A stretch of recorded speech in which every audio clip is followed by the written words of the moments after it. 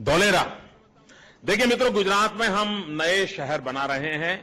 हम अहमदाबाद से 80 किलोमीटर दूर समुद्र तट की तरफ एक नया पूरा शहर बना रहे हैं।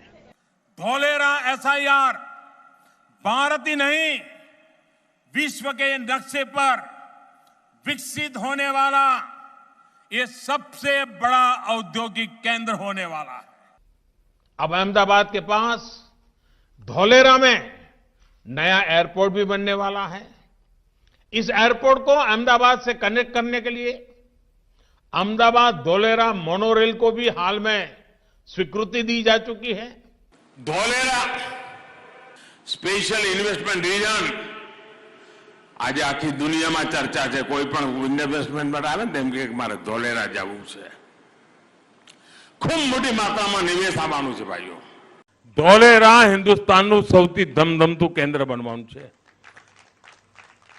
વિમાનો બનવાના છે, ત્યાં મોટું એરપોર્ટ બની રહ્યું છે।